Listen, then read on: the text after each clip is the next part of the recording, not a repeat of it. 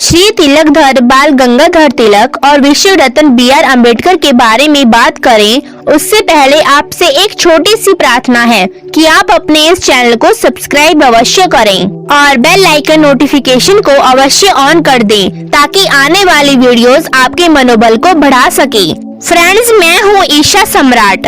जैसे कि हम सभी लोग बाल गंगाधर तिलक के बारे में तो जानते ही हैं। बाल गंगाधर तिलक बहुत ही रूढ़िवादी, छुआछूत को मानने वाले, जाति व्यवस्था और वर्ण व्यवस्था में विश्वास करने वाले कट्टरपंथी विचारों के व्यक्ति थे। इतना ही नहीं, श्री बाल गंगाधर तिलक शूद्रों, महिलाओं, किसानों और बच्चों की शिक्षा प्रणाली के भी कट्टर विरोधी थे। बाल गंगाधर तिलक ने बाल विवाह के विरोध में आए हुए कानून का भी भरपूर विरोध किया था। उस वक्त बच्चों की ही शादियां करवा दी जाती थी। लड़कियों की उम्र 8 या 9 वर्ष होने पर शादी कर दी जाती थी। 25 साल, 35 साल, 45 साल या इससे भी अधिक उम्र वाले पुरुष के साथ लड़कियों की शादी कर दिया करते थे।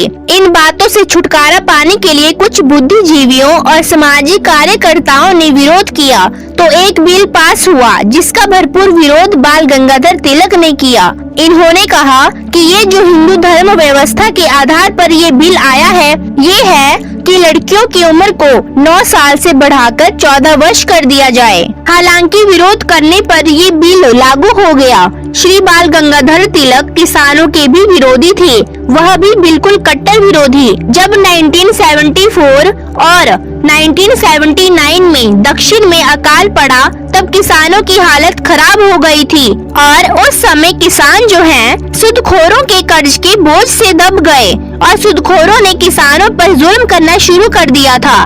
किसानों की जमीनों को अपने कब्जे में ले लेना, उनकी संपत्ति को कब्जा लेना और उन्हें जेल में डलवा देना, प्रताड़ित करना शुरू कर दिया था। तब दक्षिण सभा ने और किसानों ने आंदोलन करना शुरू कर दिया। इसको लेकर के भी बाल गंगाधर तिलक ने किसानों का विरोध किया और सरकार से मांग रखी कि दोबारा ऐसा बिल पास किया जाए कि जो किसान सूदखोरों का पैसा नहीं दे रहे हैं उनको जेल भेज देना चाहिए।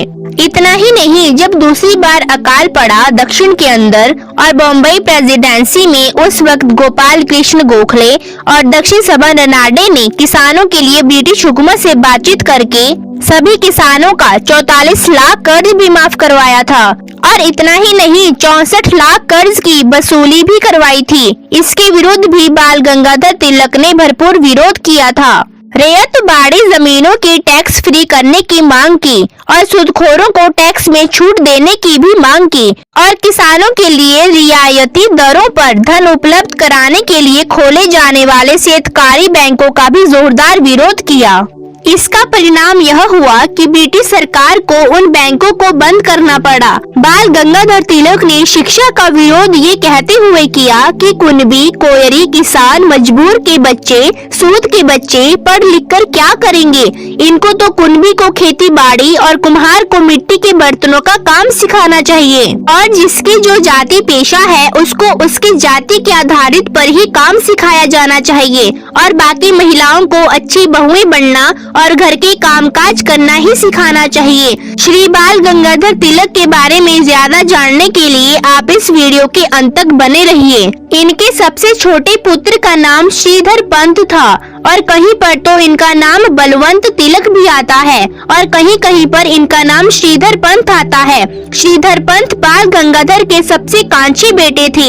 ये बाल गंगाधर तिलक के एकदम उल्टी विचारधारा के व्यक्ति थे। श्रीधर पंत और बाल गंगाधर तिलक का विचारों के प्रति रात और दिन का फर्क था या आप इसे 36 का आंकड़ा भी समझ सकते हैं। बाल गंगाधर तिलक रूढ़िवादी, छुआछूत को मानने वाले, वर्ण व्यवस्था और जाति व्यवस्था को मानने वाले थे, सामाजिक सुधारकों के विरोधी थे। वहीं पर श्रीधर पंत तो वर्ण व्यवस्था और जातिवाद के कट्टर विरोधी थे और सामाजिक सुधारों के न सिर्फ प्रबल समर्थक थे बल्कि इसके हर पल प्रयास करते हुए काम भी करते थे और बाबा साहब आम्बेडकर के समता समाज के मेंबर भी थे।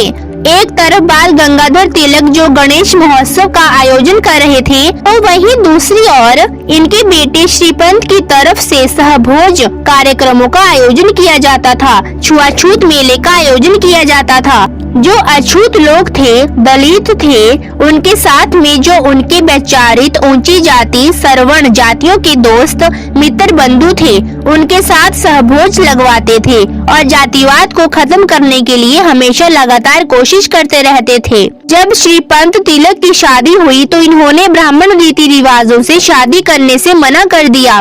तब ब्राह्मणों ने इनका जोरदार विरोध भी किया। इसके प्रायश्चित के लिए बाल गंगाधर तिलक ने पंचगम भी तैयार कर दिया था, लेकिन श्रीधर पंत तिलक ने इसका भी भरपूर विरोध किया और कहा कि अगर मुझे इसका प्रायश्चित ही करना है तो इससे तो अच्छा है कि आप मेरी शादी ही न करवाएं। हम बिना विवाह के ही अच्छे रहेंगे, परंतु हम झुकेंगे नहीं। हम अपने विचारों की हत्या नहीं कर सकते।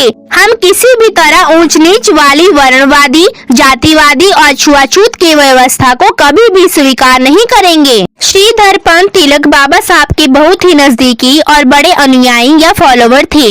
2 अक्टूबर 1927 को डिप्रेस्ड क्लास के छात्रों की कॉन्फ्रेंस की अध्यक्षता बाबा साहब ने ही की थी, जिसमें पीएन राजभोज और सोलंकी के अलावा जो तीसरे वक्ता थे वह थे श्रीधर पंत तिलक जी। कॉन्फ्रेंस के बाद पुणे के नारायण पेट में गायकवाड़ा में स्थित अपने निवास स्थान पर श्रीधर पंत तिलक ने बाबा साहब के सम्मान में चाय पार्टी भी आयोजित की थी। इसी परंपरा को आगे ले जाते हुए श्रीधर पंत तिलक ने सहभोज के लिए अछूत लड़कों के गायन समूह के लिए अपने घर के दरवाजे तक खोल दिए थे और ऐसा उन्होंने समता समाज संघ की पहल का समर्थन करने के लिए किया था, जो गायकवाड़ा में ही स्थित था। श्रीधर पंत के लोकमान्य निवास पर एक बोर्ड लगा था, चातुर्वर्ण्यम विनाशिक समिति, और इस बोर्ड के चलते पूरा ब्राह्मण समाज और लगातार उनके खिलाफ था। खासकर केसरी ट्रस्ट जो अखबार था, उसके जो ब्राह्मण ट्रस्टी थे उनका ज्यादा विरोध था, जो कि श्रीधर पंत को भी झेलना पड़ा, जो कि श्रीधर पंत को लगातार दबाव में ले रहे थे और प्रताड़ित कर रहे थे, जिसकी हम कभी भी कल्पना नहीं कर सकते। श्रीधर पंत को इतना अपमानित और प्रताड़ित किया गया कि 25 मई 1948 को पुणे एक्सप्रेस के सामने कूद करके आत्महत्या कर दी थी। इसके लिए बाबा साहब ने केसरी गुट के सवर्ण हिंदुओं को जिम्मेदार ठहराया, जिसे श्रीधर पंत तिलक गैंग्स ऑफ रास्कल्स कहते थे। 26 मई 1948 को जलगांव के कॉन्फ्रेंस में बाबा साहब आम्बेडकर ने शोक प्रकट किया और बाबा साहब ने कहा कि असली लोक नायक तो श्रीधर पंत तिलक ही तो थे। बाबा साहब के साथ श्रीधर पंत के इतने अच्छे संबंध थे कि जब कभी भी श्रीधर पंत मुंबई जाते तो बाबा साहब से जरूर मिलते थे। अगर आपको वीडियो पसंद आई हो तो वीडियो को लाइक, शेयर, कमेंट में अपने विचार जरूर रखें और हमारे इस अपने चैनल को सब्सक्राइब अवश्य करें, ताकि ऐसे और महत्वपूर्ण मुद्दों पर हम बात कर सकें। जय भीम, जय भारत, जय बुद्धाय नमः।